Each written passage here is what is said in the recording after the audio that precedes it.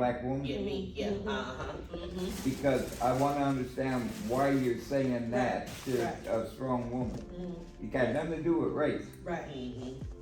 But I want to understand why you're saying it that way. Mm-hmm. Because if I don't understand something, I'll ask questions. right. Because that's the only way I learn. Mm-hmm. You know, I can't read a book or study something. Mm-hmm. So when we're in groups, well, you've known me since I got out, I'll ask questions. Yeah. And sometimes they sound stupid, but they're not stupid. No, to me. Never. You don't know He never anything. did nothing, none of that kind of stuff. It's a lot of stuff. Since he never did none of that. He was just, he aced everything. Like he never studied, he never That's, do and I'm none of gonna go that. to you too, but That's so weird to me. when I was in Wasika, I was getting ready to go to finish my last 2 years. My sister writes me a letter, tells me he's not gonna graduate, except because he wouldn't go to school. Oh, okay. And I think he used to be a playing games, he just so when they let me call the counselor said, just by grades alone, he can get into Stanford or SC. Wow. He said, I knew something was wrong, and not wrong with him. He said, but I knew something was going on because he won't come to school, and when he does and they test, he tests higher than all the other kids and stuff. And he's been doing calculus since he was 9 and stuff. But he's gifted, and they don't call him genius. They call him he's gifted in math and English and stuff. So, but I used to. That's why I told him I wanted him to be a Rhodes Scholar. He said no, he didn't want me to be a farmer. But when I bought the little ranch down in Tennessee, I was running from the state. Okay. And he was just gonna end up. Oh, that farm. I had already been to the 4-H club, see what projects he came start. And it was where? And we were in Tennessee. Tennessee. I know somebody from Tennessee. Me too. Can you welcome everybody to the conversation? Oh, hi everybody. So listen, welcome to Freed to Heal. Tonight is a weird night in LA. We got rain, and California people, particularly in LA, they don't do rain. And so we got people who were supposed to be here. We had things going on. And so we're kind of just having a roundtable discussion, and we all agreed that since we're here, we would go ahead and just continue having a conversation that we were having already. And we have 2 mothers, and they were discussing their children, and they both have highly intelligent children, but also the fact that they were not very vocal. Her son not vocal from life, hers not vocal, became not vocal because of being taken from his mother, and in particular the fact that they took him in an attempt to get her to tell on her co-crimies. They kept him in Tennessee for 8 months, where he was a very vocal, talkative child. He became almost nonverbal, almost non-auditory, because he just didn't speak anymore, because the person that had him initially at the foster home said he sure talks a lot. And we all know, and anybody from the South know, it is not uncommon, the adage, kids should be seen and not heard. So if he's in the South, she wasn't being mean. You talk too much. You have too many opinions. Why is he always? You a kid. You a kid. Yeah. Why are you in grown folks conversations? Now he probably wasn't any of those things. He was just expressing because he was accustomed to being able to do that with his mother. But once that adjustment happened, he's no longer able to have those conversations, and it shut him down and created a different personality. That is so funny how you describe that, because it's so true. Because you lived in Tennessee, right? Right. Well, and the thing of it is, even people who have parents whose families were from the South, we all heard that before. All my folks was from North Carolina. Kids are supposed to be seen and not And heard. not heard. Come on now. My son hears it now. And I think now, I'll be honest with you, I think parents today, not that they should be seen and not heard, but they give them too many options, too many choices. Because I'm not going to keep doing that. I'm not. We didn't break the ground when we were down up here already. So let me fall back through here, and I know what we talked about already. So we not. See, that's how I was raised. It's a difference. These kids nowadays, go get it. Put that back. Sit that down. No, see, I don't understand that. I don't understand. There's too many choices. I don't understand. What you want for dinner? I don't know what that means. What you want for dinner? What, you better eat what's on that plate. I You don't better know what eat that all means. of it, right? But the notion that you could have a choice about what it is, and you got 2 different kids and they eat 2 different meals. Who got that money?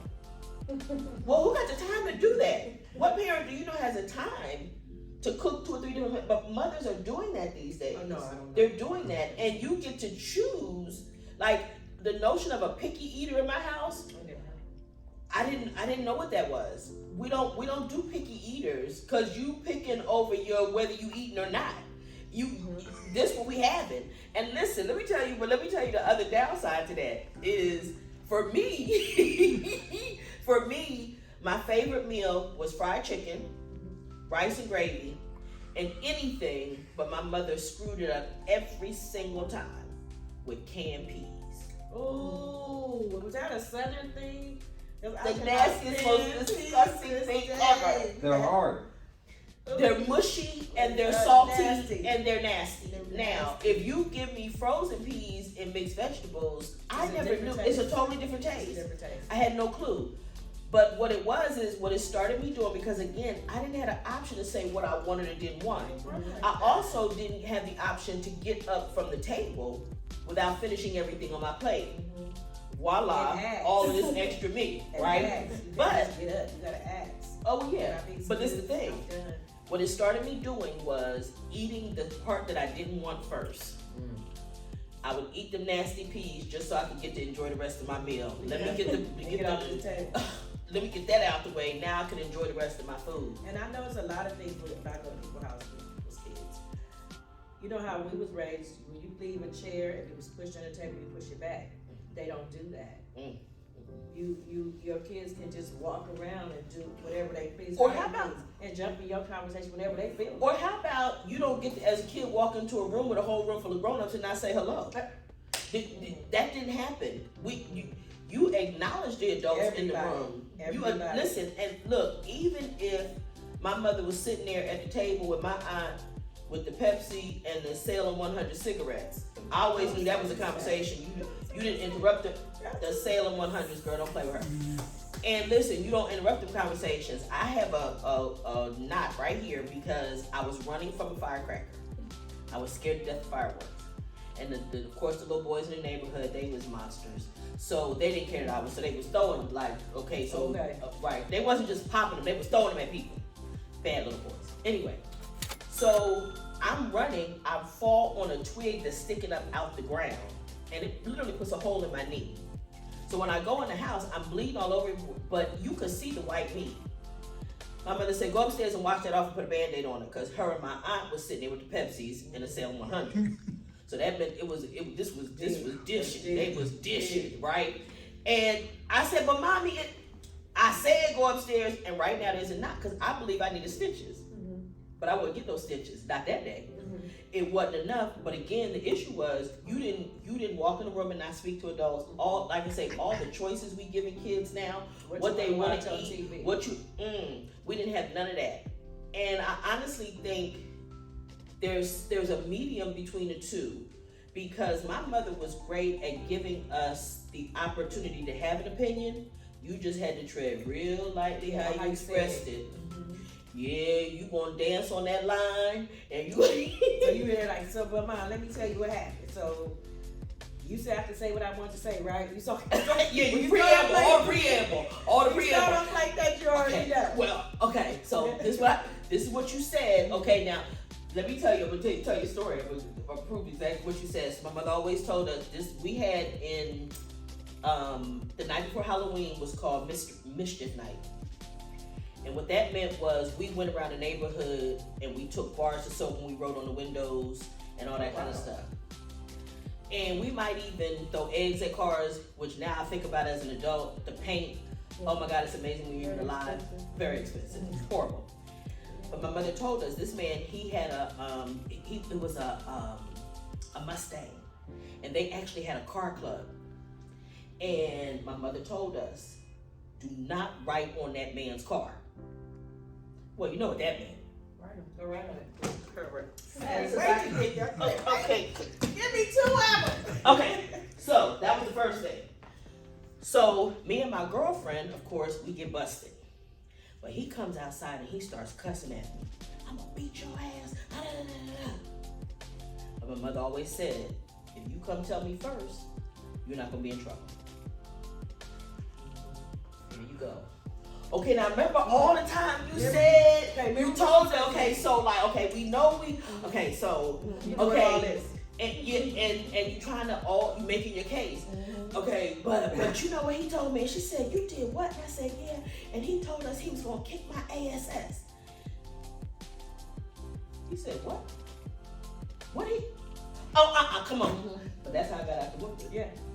The fact that he cussed at me and told me what he was gonna do to me, but the preamble was, okay, well, you know you told me, and I know you said we wasn't supposed to, and me and Duchess, we did this anyway, and so, but this is what he told us, my man, she went down there and let him have it. Yeah, but let me tell you something. When I was a kid and you did something like on the way home from school, they would come out, whoop your goddamn ass, and call your mama and you get another one. This was the thing. I knew he was coming to tell my mother. Yeah. That's why I had to tell her first. I already knew he was going to tell her. I was out of Listen, breath when I got there. it was automatic that he was coming to tell her. You get 2 ass whoopings. And there was something to be said for that communication amongst people in the neighborhoods. Because it did create the village concept. Yeah, but see, that's the thing. I think a lot of that, well, all of that's gone. Because nobody act like they don't see nothing, they don't hear nothing, they don't do nothing. I don't understand that. Because it's a child, and anybody knows the child needs help. They need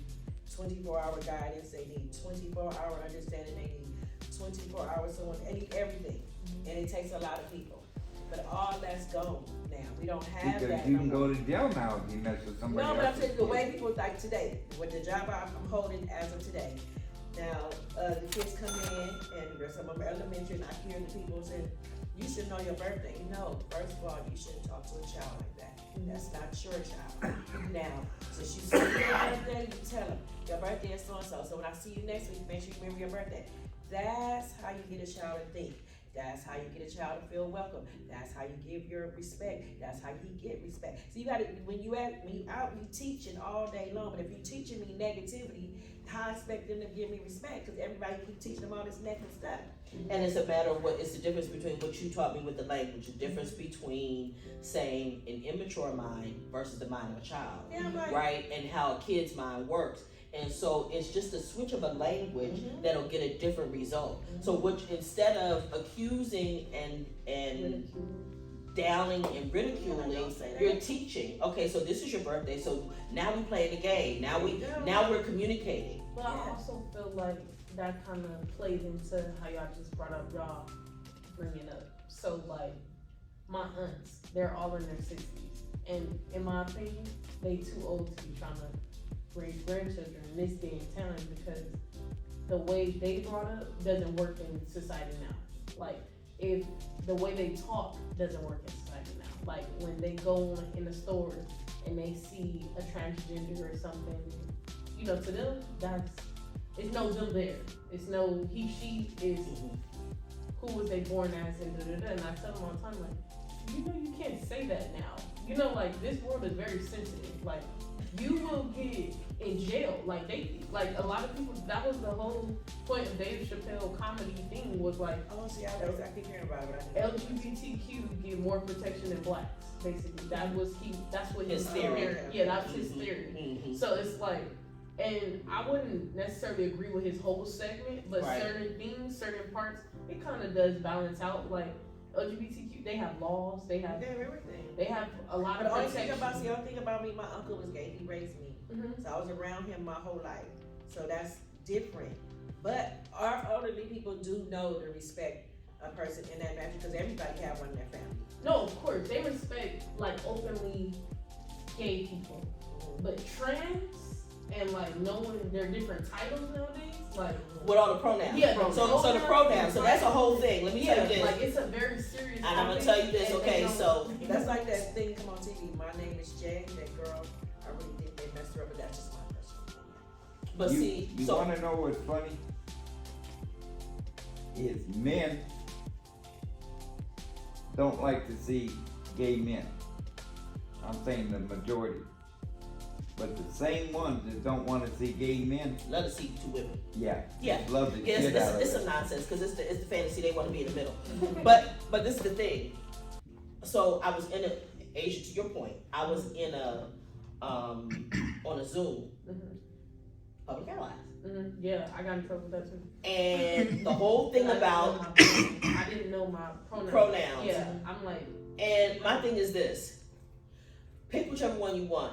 Okay, I'm too old for all that. I can't be worried about all that stuff. That's just not what it is. But now, on the other hand, just before the pandemic hit, when I was in the prison, I had to honor the inmates who wanted to be referred to as he.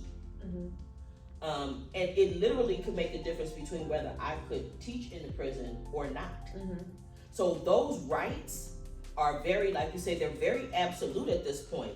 And That might be in women. But there is a little but pushback it's serious. because It's very serious. my son's 13. So 2 months ago, they had a pride event in the school. My son's very religious. That's just how I am. So the teacher wanted all the kids to start calling people by their pronouns. So they go around the classroom.